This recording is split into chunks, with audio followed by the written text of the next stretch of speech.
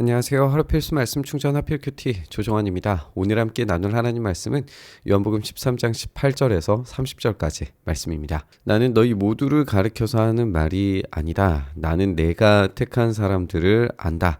그러나 내 빵을 먹는 자가 나를 배반하였다라고 한 성경 말씀이 이루어질 것이다. 이렇게 말씀하고 계십니다. 그래서 예수님께서는 이 택한 사람들을 안다. 그러니까 자기 양을 알고 계시는 선한 목자를 다시 생각하게 되죠. 선한 목자이신 예수님께서는 자기 양들을 알고 계시는데 그 양들 중에서 선택하신 양들 중에서 배신하는 자가 있다라는 것을 말씀하고 계세요. 이 말씀은 편 41편 9절에 있는 말씀이 성취된 것으로 우리가 보여지는데요. 내가 믿는 나의 소꿉동무, 나와 한 상에서 밥을 먹던 친구조차도 내게 발길질을 하려고 뒤꿈치를 들었습니다. 라고 하는 이 말씀을 인용하신 것으로 보여집니다. 여기에 뒤꿈치를 들었다라고 하는 것은 대단한 모욕적 표현이거든요. 이 모욕적인 표현을 할 정도로 지금 예수님과 함께 상에서 먹고 마시던 자가 예수님을 배신하는 그런 모습을 우리가 보게 됩니다. 내가 그 일이 일어나기 전에 너희에게 미리 말하는 것은 그 일이 일어날 때에 너희로 하여금 내가 곧 나라고 하는 사실을 믿게 하려는 것이다. 그러니까 예수님께서는 이미 예고를 하셨고 예고된 대로 성취될 거예요. 성취된 것을 나중에 확인했을 때에 이들은 그분이 곧 내가 곧 나. 이거는 이제 우리가 잘 아는 것처럼 에고 에이미, 하나님을 표현할 때 사용하는 그런 표현입니다. 그래서 하나님이심을 자기 스스로를 드러내시는 것을 알게 된다라는 거예요. 그래서 이 모든 것들이 지금 예수님께서 주관하고 계시고 이 모든 과정 가운데 하나님의 뜻이 이루어지고 성취되고 있다라는 것을 보여주고 계십니다. 내가 진정으로 너희에게 말한다. 내가 보내는 사람을 영접하는 사람은 나를 영접하는 사람이요. 나를 영접하는 사람은 나를 보내신 분을 영접하는 사람이다. 그러니까 하나님께서 예수님 안에 드러나시고 예수님을 영접하는 사람은 그 사람 안에 예수님께서 드러나시는 거죠. 그래서 예수님은 지금 하나님의 뜻을 드러내고 계시는 중이고 예수님을 영접하는 자들은 예수님을 드러내는 중입니다. 결국에 이 관계성 속에서 예수님과 하나님의 하나 되심, 그 안에 신뢰와 사랑의 관계를 우리가 생각할 때 예수님과 제자들도 그런 관계성 안에 있을 때에 참된 예수님이 드러남, 또 하나님께서 일하시는 것들이 드러나게 되리라고 하는 자연스러운 공식을 우리가 발견하게 됩니다. 예수님께서 이 말씀을 하시고서 마음이 괴로우셨어요. 환히 드러내어 말씀하셨는데 내가 진정으로 너희에게 말한다. 너희 가운데 한 사람이 나를 팔아 넘길 것이다. 이렇게 예고를 하십니다. 이 배신의 이야기를 하시면서 마음이 괴로우셨다라고 표현하고 계세요.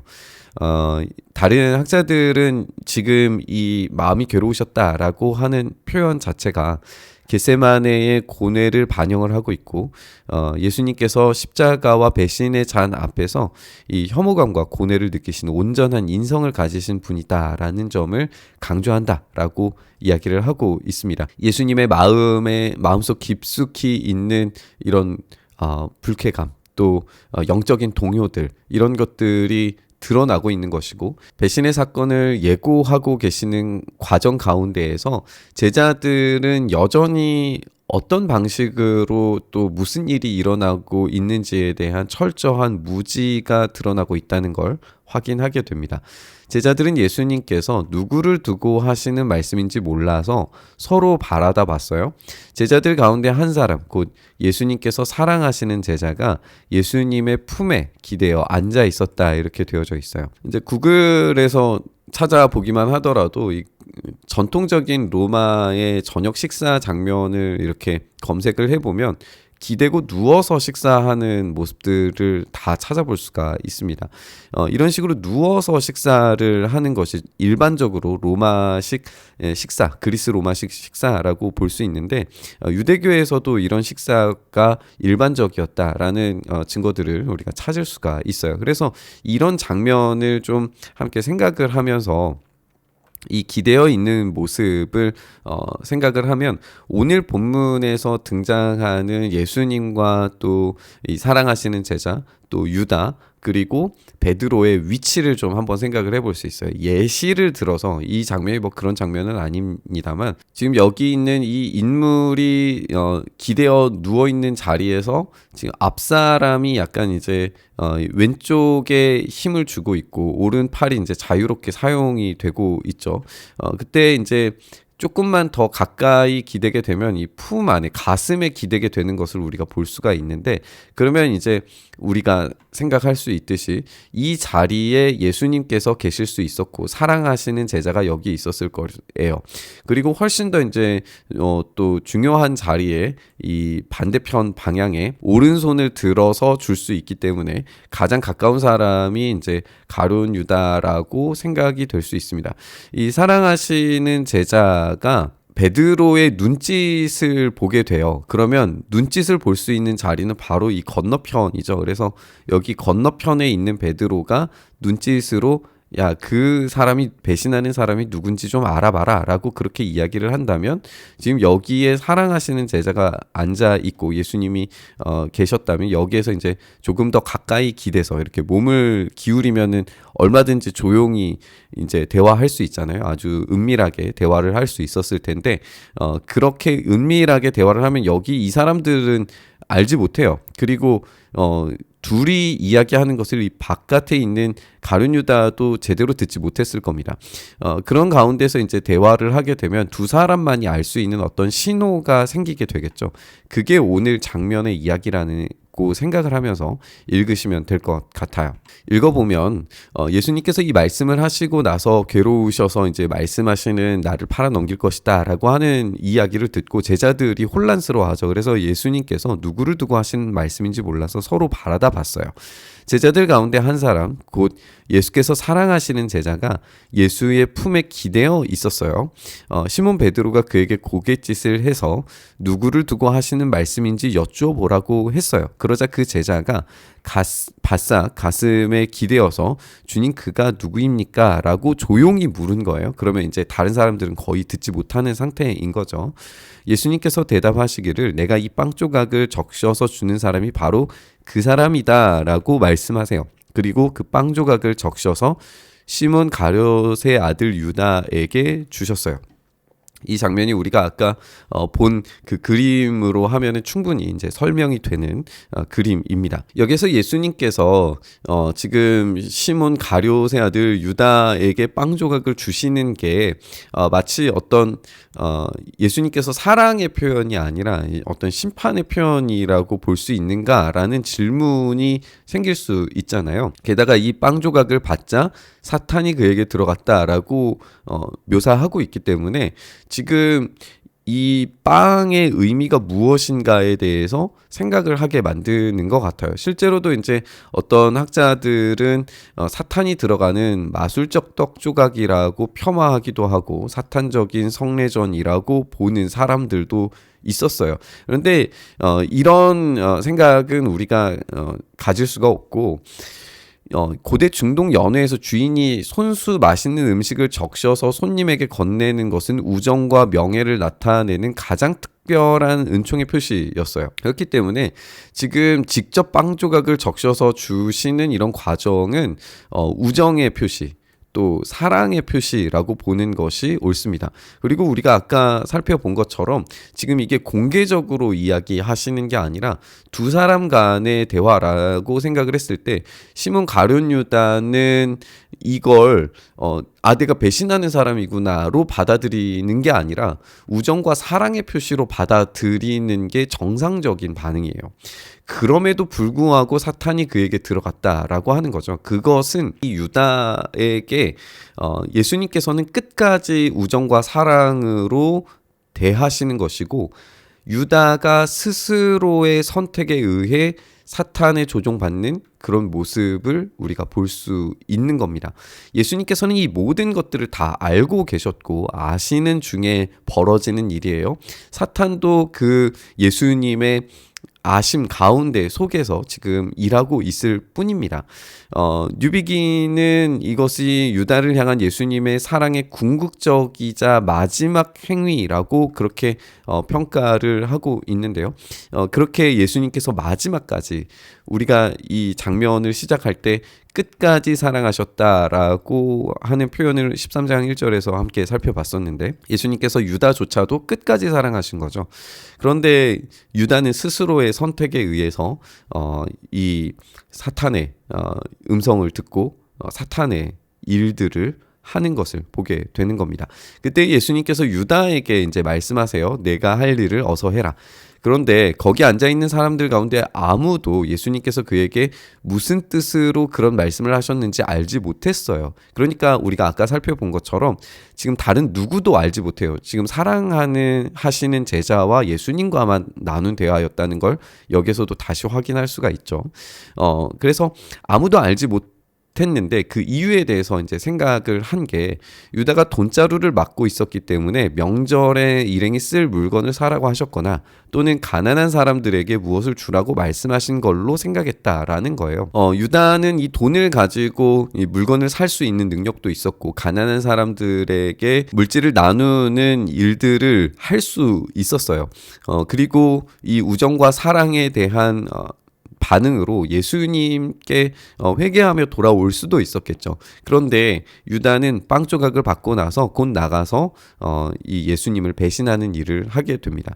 이제 시간적 표현이 때는 밤이었다라고 소개되고 있는데요. 지금 예수님께서 계속해서 빛으로 등장하셨다는 점을 우리가 생각을 해보고 빛의 절기 가운데 오셔서 장막을 치시고 그 안에 머무는 자들에게는 영원한 생명을 주셨다라는 점을 생각할 때에 지금 유다가 밖으로 나갈 때 밤이었다라는 것은 빛 바깥으로 움직이고 있다라는 것을 의미하고 예수님 안에 거하는 것을 포기해버렸다라는 것을 알 수가 있습니다. 우리가 오늘 이 본문에서 예수님께 기대는 사람이 있고 예수님을 떠나서 이 밤을 맞이하는 제자를 보게 됩니다.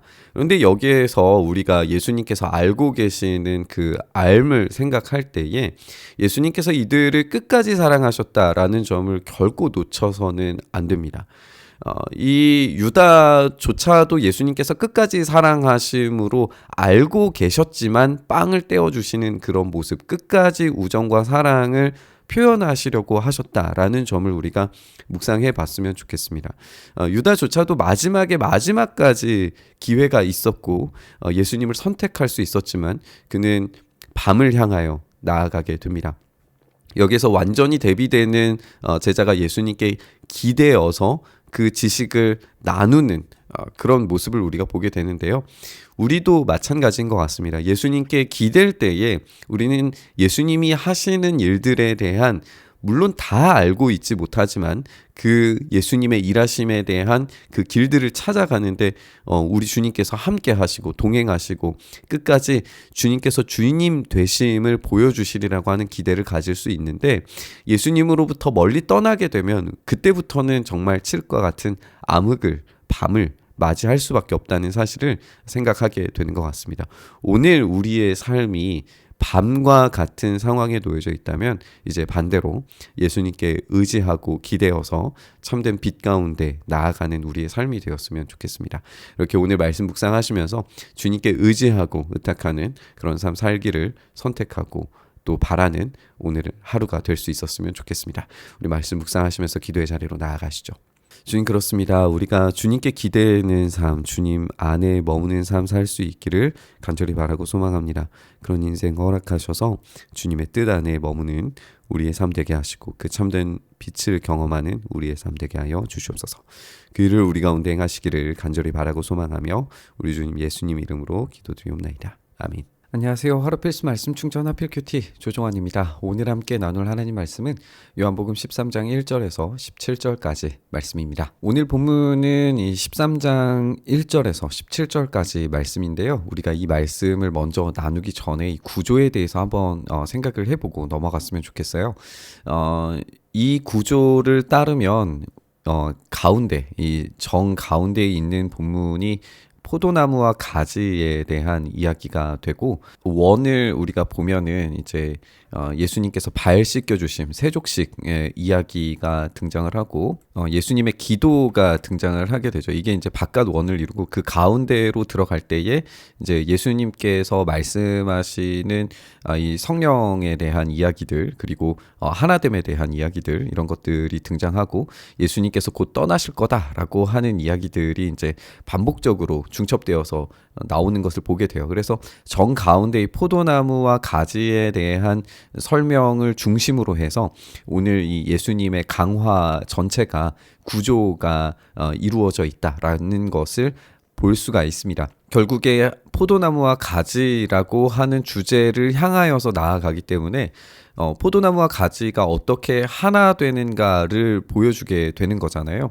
예수님과 우리가 하나됨을 어떻게 경험해야 하는가. 결국 예수님께서 마지막 순간에 떠나셔야 된다라고 하는 것, 남겨져 있는 자들이 있어야 된다라고 하는 것을 보여주시고, 그럼에도 불구하고 성령께서 이제 함께 하심, 그리고 포도나무와 가지의 하나됨, 이렇게 연결이 되면서 최종적으로 십자가를 향하여서 나아가시는 예수님과 그 부활에 대한 이 기대, 이 모든 것들을 다시 한번 강화를 통해서 말씀하시면서 어떻게 하나 될 것인가를 가르치시는 그런 큰 구조를 가지고 있다는 걸 우리가 생각하면서 본문을 읽어보도록 하겠습니다.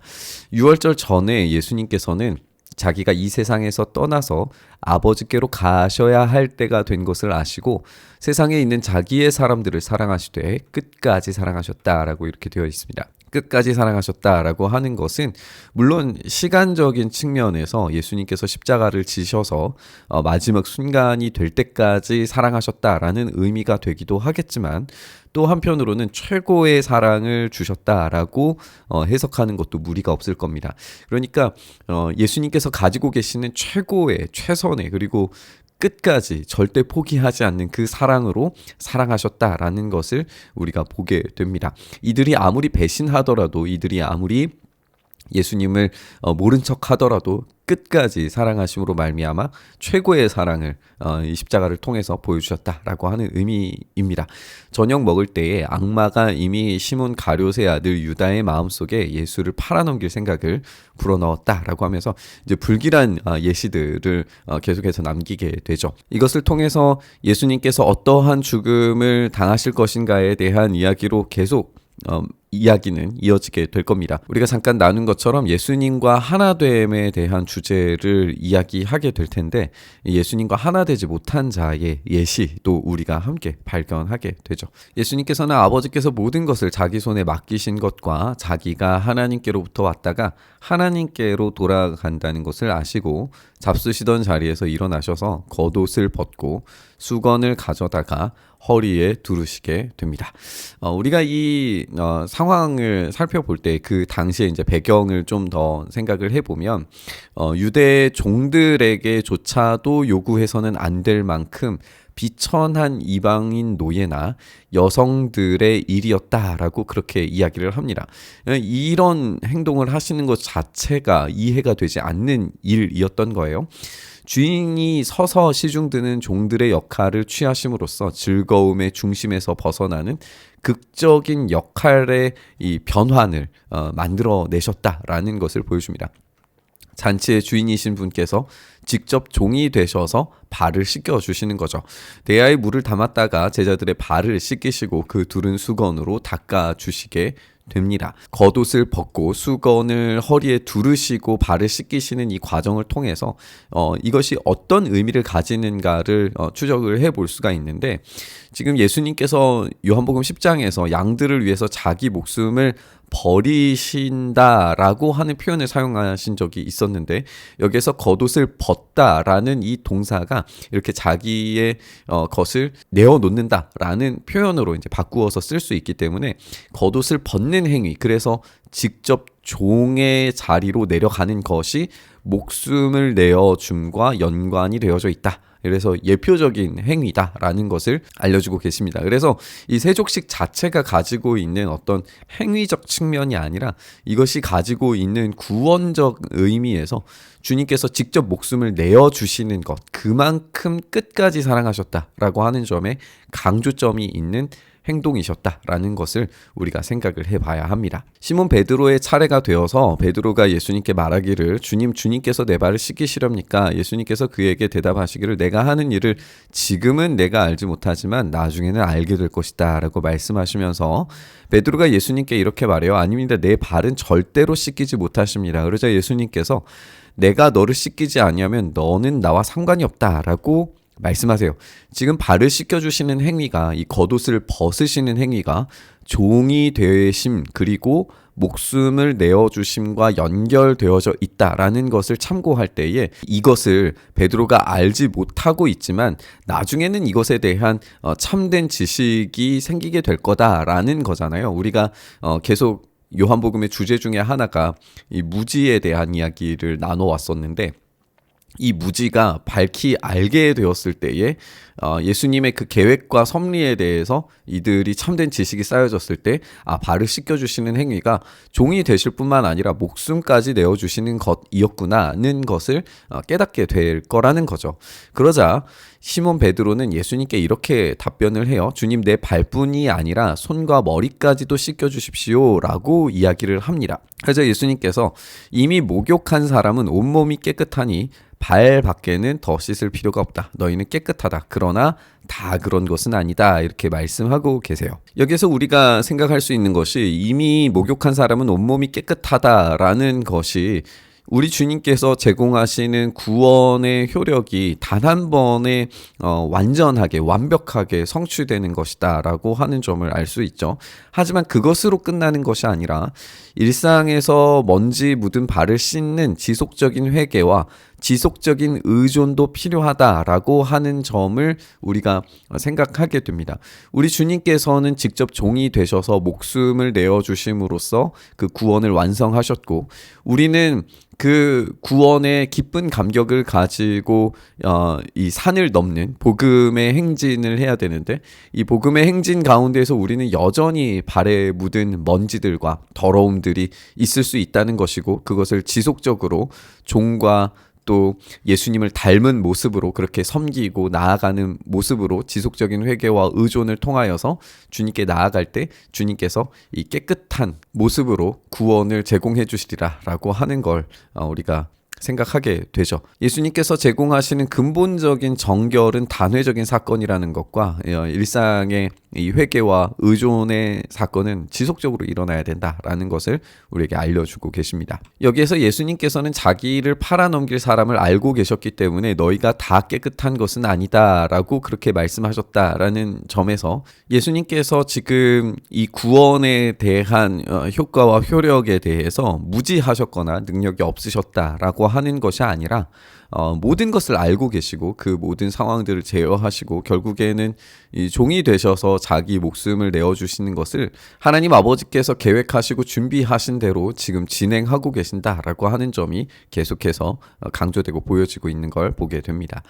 예수님께서 제자들의 발을 씻겨주신 뒤에 옷을 입으시고 식탁에 다시 앉으셔서 말씀하십니다. 이제는 선생님이 다시 되신 거예요. 예수님의 가르치심이 다시 제자들에게 전달됩니다. 종에서 선생님으로서 다시 이야기하시기 시작하신다. 이 장면의 전환을 우리가 살펴볼 수 있는 거예요. 내가 너희에게 한 일을 알겠느냐? 너희가 나를 선생님 또는 주님이라고 부르는데 그것은 옳은 말이다. 내가 사실로 그러하다. 주이며 선생인 내가 너희의 발을 씻겨 주었으니 너희도 서로 남의 발을 씻겨 주어야 한다.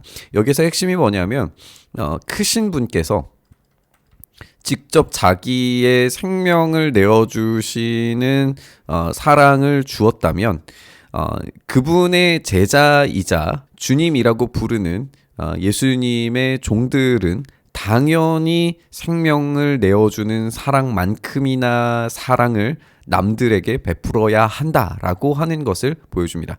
그래서 이 크신 분께서 그렇게 하셨다면 작은 사람들은 당연히 그것보다 더 해야 된다라는 것을 우리에게 말씀해주고 계시는 거죠.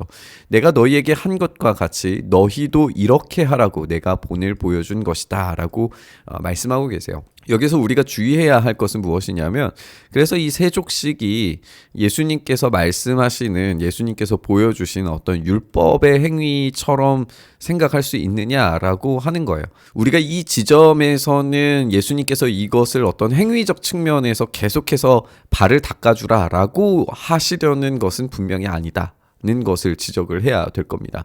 아까도 이야기한 것처럼 옷을 벗음이라고 하는 것은 두 가지 측면에서 이 종이 된다라는 것과 목숨을 내어준다라고 하는 측면이 강조되는 거예요.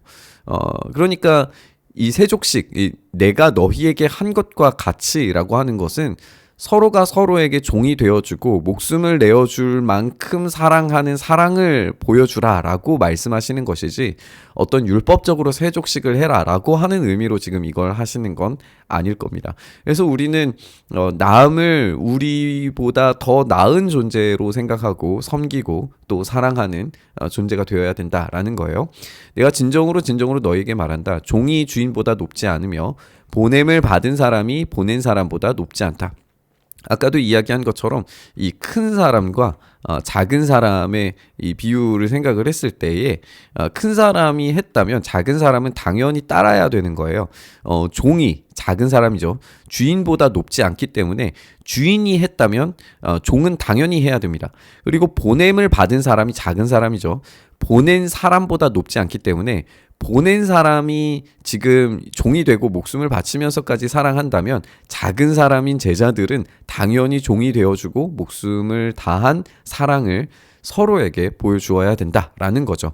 너희가 이것을 알고 그대로 하면 복이 있다. 여기서 복이 있다. 이것을 알고 그대로 행하는 사람, 이렇게 해석을 한다면 지금 이것은 굉장히 강렬한 복의 선언입니다.